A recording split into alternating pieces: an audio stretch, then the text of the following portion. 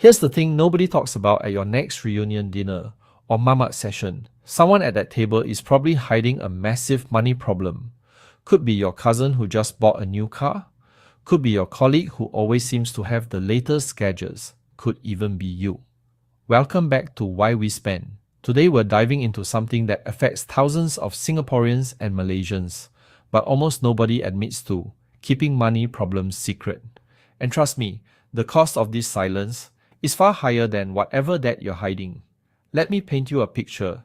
You're earning $5,000 a month in Singapore. Decent salary, right? Your Instagram looks great. Nice clothes, weekend brunches, the occasional trip to Bangkok or Phuket. But here's what nobody sees. You're living paycheck to paycheck. Your credit card is maxed out. You've got maybe $200 left 5 days before payday. And you haven't told a single person. Or maybe you're in KL, pulling in a comfortable income, managing a team at work. Everyone thinks you've got it sorted, but you're carrying 50,000 ringgit in credit card debt that's growing every month. Your spouse has no idea. Your parents definitely don't know. And every day, that secret gets heavier. This isn't about poor people or rich people. Financial shame doesn't discriminate. It affects the fresh graduate and the senior manager equally. The common thread? Everyone's terrified that admitting money problems means losing respect, losing face, losing trust. So why does keeping money problems secret feel safer than just being honest? Well, in our cultures especially, money isn't just money. It represents so much more. When you can't manage your finances, it feels like you're saying you can't manage your life. You've disappointed your parents who sacrificed for your education. You've failed compared to your friends who seem to have everything figured out. You've proved you're not as capable as everyone thought. Think about the last time friends suggested a weekend trip to Bali or another round of expensive cocktails at Clarke Quay. If you can't afford it, saying so feels like broadcasting failure to the world. So what do? You make excuses. You're busy with work. You're not feeling well. You've got other plans. Each excuse builds another layer of protection, but also makes the truth harder to admit later. And Malaysian culture especially, with this whole thing about keeping up appearances, it makes everything worse. The right car, the right neighborhood, eating at the right places. These become markers of success. Admitting you're struggling threatens the entire image you've built, not just for yourself, but potentially for your whole family. Here's the really twisted part. The people you trust most become the hardest people to tell. Your logic goes like this: I love this person, therefore disappointing them would destroy me. Therefore they can never know. This is how you end up with situations where someone has 30,000 ringgit in debt their spouse knows nothing about. Or adult children still taking money from parents whilst hiding their own financial disaster.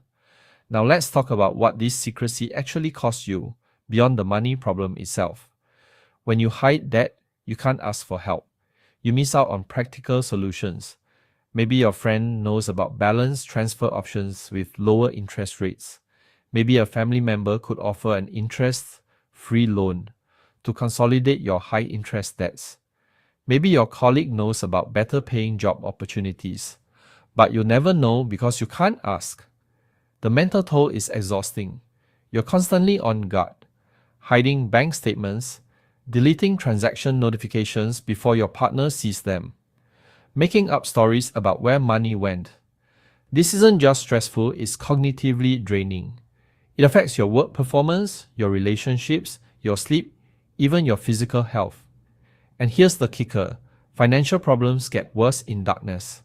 Without accountability, without outside perspective, you keep making the same mistakes month after month. You think you're managing, but actually the debt grows and savings disappear. What could have been fixed early becomes genuinely overwhelming after years of secrecy. Eventually the secret breaks, and it rarely happens on your terms. Usually it explodes during a crisis. Debt collectors calling your house, a loan application rejected in front of your partner, a bounce check at a family dinner. Maximum shame, zero control. But some people who've gone through this describe the discovery as simultaneously the worst and best day of their lives. Worse because the shame feels suffocating. Best because the exhausting performance finally ends. One Malaysian woman told her story about hiding $35,000 in credit card debt from her husband for 3 years. When he discovered it, his anger and hurt were terrible, but the relief of not lying anymore, that outweighed everything. Here's what surprises most people, the reaction they get. So often, it's not judgment, it's "I've been there too," or "I'm dealing with something similar right now." The isolation you felt was mostly imagined. Your friends and family have often faced comparable struggles.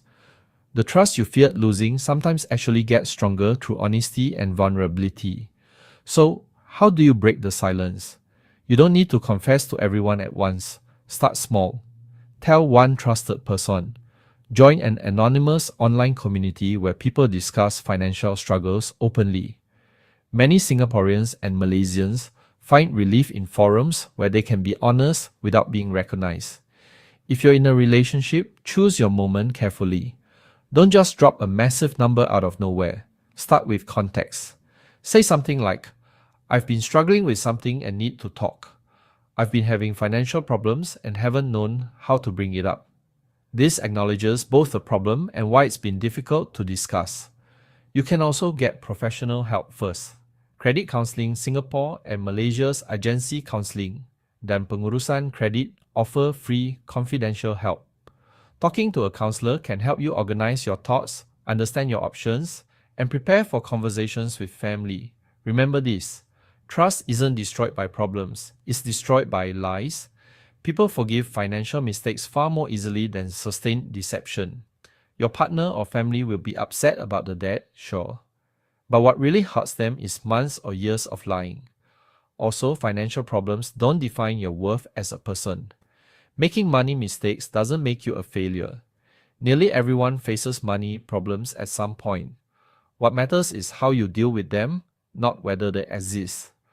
People who've broken their silence describe an unexpected freedom. Energy that went into hiding becomes available for actually solving problems.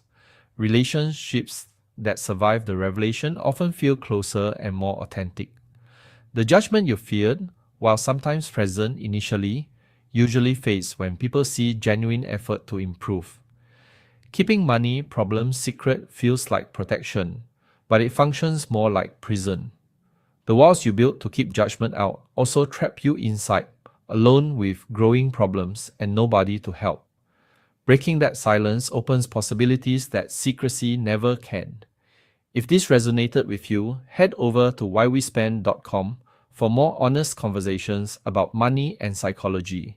And subscribe to this channel so you don't miss our next video. Sometimes the bravest thing you can do is simply tell the truth.